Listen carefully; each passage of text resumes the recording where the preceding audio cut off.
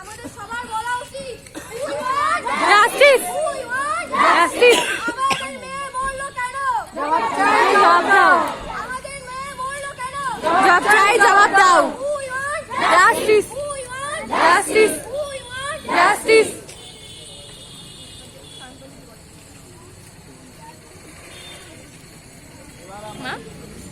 তুমি সামনে নিয়ে যাও যাও ব্যাক ক্যামেরা হয়েছে কিন্তু যাও সামনে চলো আমাদের এই প্রতিবাদ সভায় যারা এসেছেন প্রথমেই আপনারা সবাইকে অভিনন্দন জানাই। এই দমবন্ধকর পরিস্থিতির মধ্যেও আপনারা যে আজকের এই অবস্থান বিক্ষোভে এসেছেন, তিলোত্তমার পরিবার এটা জানলে একটু হলেও আশার আলো পাবে। আপনারা সকলে জানেন কেবলমাত্র আরজিকর নয়, বিগত সময়ে বিগত দশকে রাজ্য তথা দেশ জুড়ে কিরূপ পরিস্থিতির মধ্যে দিয়ে যাচ্ছে নারী সমাজ। আজকে আরজিকরের ঘটনা সামনে এসছে।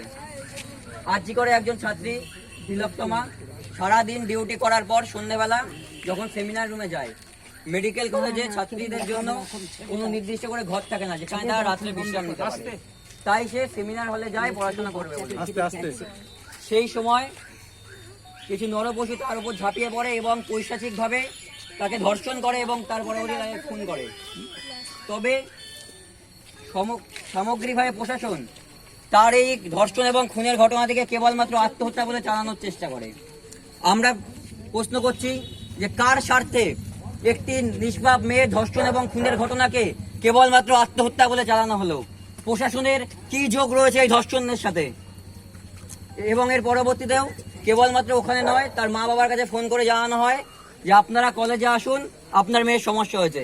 প্রথমেই বলা হয় না মারা গেছে বা ধর্ষণ হয়েছে, পরবর্তীতে যখন তাদের চেপে ধরা হয় আধিকারিকদের এবং পুলিশদের, তখন বলা হয় যে আত্মহত্যা করেছে। আমরা প্রশ্ন করছি কাকে লোকানোর জন্য একটা ধর্ষণ এবং খুনকে আত্মহত্যা বলে চালানো হলো? প্রশাসনের কি যোগ রয়েছে সম্পূর্ণ এই ঘটনায়? আজকে আমাদের এখানে আরজিকরে হয়েছে, 2 বছর আগে সারা পশ্চিমবঙ্গের মানুষ জেগে উঠেছিল যখন ঘটনাটা হাঁসখালিতে হয়েছিল। তার আগে 2002 সাল বিলকিস বানুর পরিবারের সাথে গুজরাটে হয়েছে। এবং যবে আজকে তিলোত্তমার এই ঘটনাটা হলো, সেই ঘটনা পরবর্তী সময়ে মাঝখানে খুব বেশি হলে 10-12টা দিন হয়েছে, এর মধ্যে সারা দেশে 21টা ধর্ষণ এবং খুনের মামলা সামনে এসেছে। যেগুলো সামনে আসেনি সেগুলো অগুন্তি। গত পরশুদিন আনন্দবাজার পত্রিকায় দিয়েছিল আমাদের চাকদার একটি মেয়ে উত্তরপ্রদেশে পড়তে গিয়ে তাকে 4 জন যুবক মিলে ধর্ষণ এবং খুন করে। এই ঘটনাটা আজকে কোনো নিউজ চ্যানেল কভারেজ করেনি, এটা পেপারে দিয়েছে 4 দিন আগে। আমরা জানতে পারছি না আমাদের কোথায় কি চলছে। যেদিন 14ই আগস্ট গঙ্গাপুর নাগরিক মঞ্চের থেকে রাত দখল অনুষ্ঠান চলছে সারা রাজ্য জুড়ে, সেই সময় প্রপার বর্ধমান শহরের থেকে মাত্র 20 কিলোমিটার দূরে একটি আদিবাসী মেয়ে, বিশেষ কারণে তার নামটা আমরা বলছি না, সে সেই নাগরিক মঞ্চের মিছিল থেকে যখন বাড়ি ফিরছিল রাত 3টের সময় তাকে ধর্ষণ এবং খুন করা হয় স্বাধীনতা দিবসের মধ্যরাতে। এরপরেও যখন বিভিন্ন ক্ষেত্রে বিভিন্ন ছাত্র সমাজ, ছাত্র সংগঠন স্লোগান দেয় যে আমরা কি সত্যি স্বাধীন, হামকো কিয়া চাহিয়ে আজাদি, তখন প্রশাসন সহ শাসক বিভিন্ন রকম ভাবে তাদের ভয় দেখায়। আমরা প্রশ্ন করছি নারীরা কি সত্যি স্বাধীন? যদি সত্যি স্বাধীন হতো তাহলে স্বাধীনতা দিবসের রাতে কেন প্রতিবাদ করে ফেরার সময় একটি মেয়েকে সেভাবে ধর্ষণ করা হয়?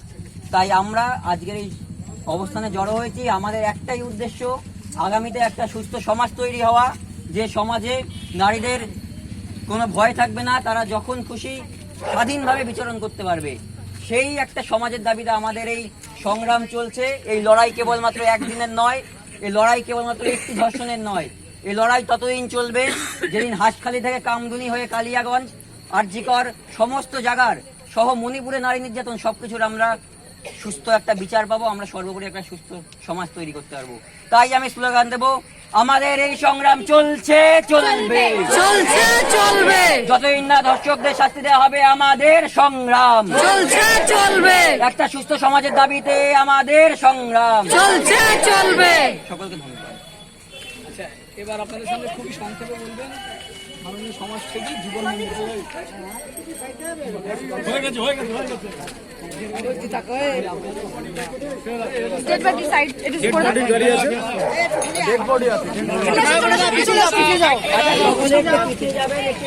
সব গাড়ি আসবে, আপনারা সকলে সহযোগিতা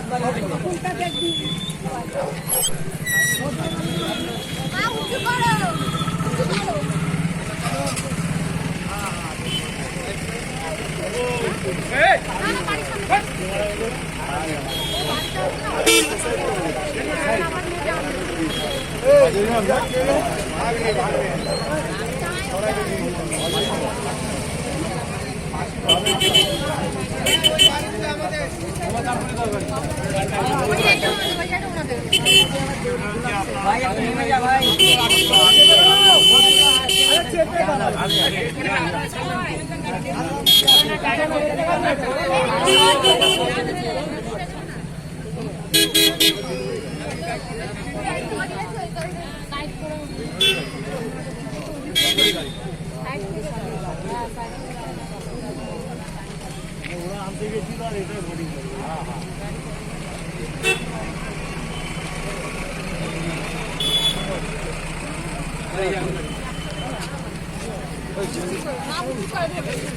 বিরাট ভাগ্নে কে রে স্লোগান না সব ভিডিওটা করি আরে তোমাদের পাশি করা বন্ধুগণ, আমি দু চারটি কথা বলি। এটা হচ্ছে আপনারা তো সবাই স্লোগান অবগত। যা সব গত 8ই আগস্ট সবাই একটু রাত্রি 36 ঘন্টা কাজ করার পর একটি দ্বিতীয় বর্ষের মেয়ে যে এমডি পড়ছিল বুকের জন্য তাকে গভীর রাত্রে তাকে দর্শকরা নিষ্ঠুরভাবে অমানবিকভাবে তাকে ধর্ষণ করে এবং খুন করে। তার এমনি ভিডিও লাইভ না।